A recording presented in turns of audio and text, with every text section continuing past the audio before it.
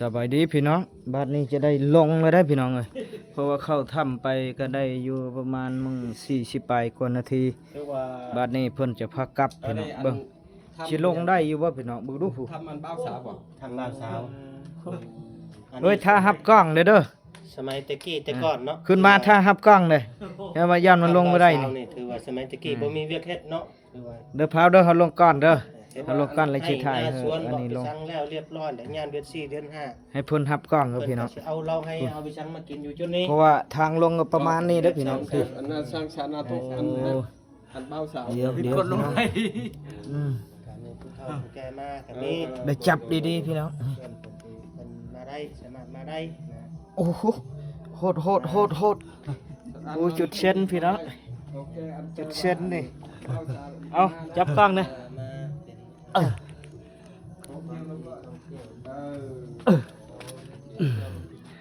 บนเทือกซ้ำเอาว่าแม่น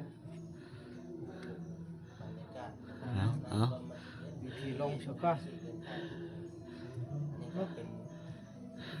เดือนสามเนาะใกล้ชิมัดแม่นก็อากาศเริ่มร้อนเขาจะมาเล่นนี่ละ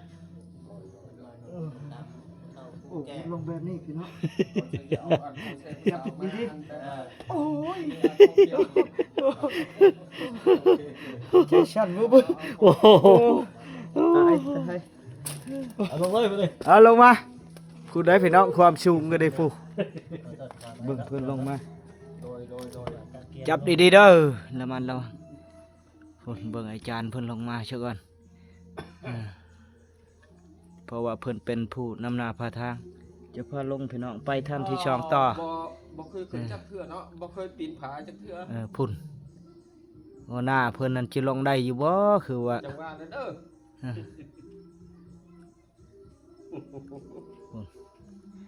พี่ได้พี่น้องระดับ15เมตรผู้ใดนี่ได้ จับมือจับปี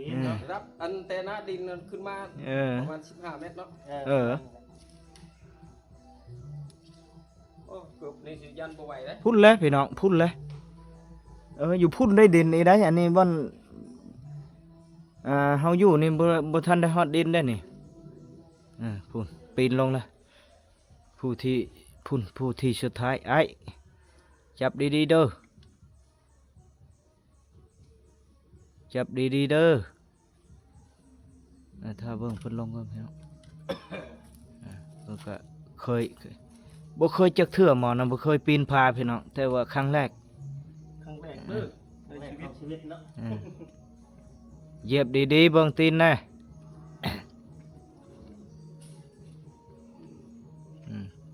หาบอลเหยียบคักๆ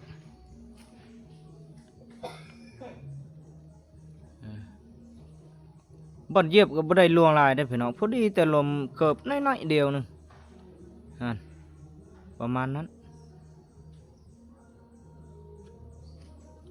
เพิ่นลงมานะโอ้ก็ลงได้อยู่ได้อพี่น้องพี่โยคอยเด้ยไปก่อน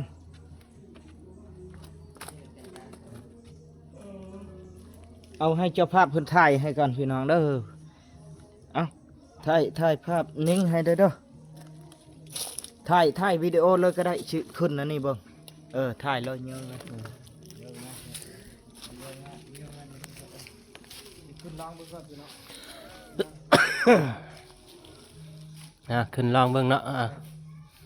เอาดีๆเอาขึ้นนั่งยอดๆเลยก็ได้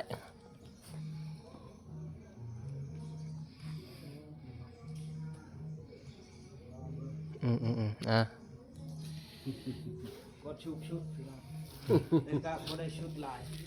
ประมาณนี้โอ้สุดยอดอลังการมาลินถ้ามีพุ่นประมาณนี้ความสูงแต่นี้ลงไป10เมตรพี่น้องแต่นี้ขึ้นไป5นี่ก็อยู่มอง5เมตร4เมตร5เมตรน้ำต้นประมาณนั้นพี่น้องเราสิลงไปทำตัวที่2ต่อเพิ่นจะพาไป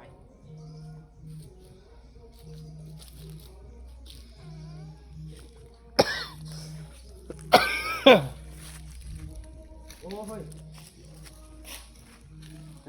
ใช่ครับนิ่งบ่ได้อ่ะ หือ ใช่บ่ได้ดูจุดไว้ ถ่ายมึงดูครับนึง พดอันนั้นออก วิดีโออ่ะแล้ว ลบ ถ่ายรูป ลบก่อนสำหรับนี้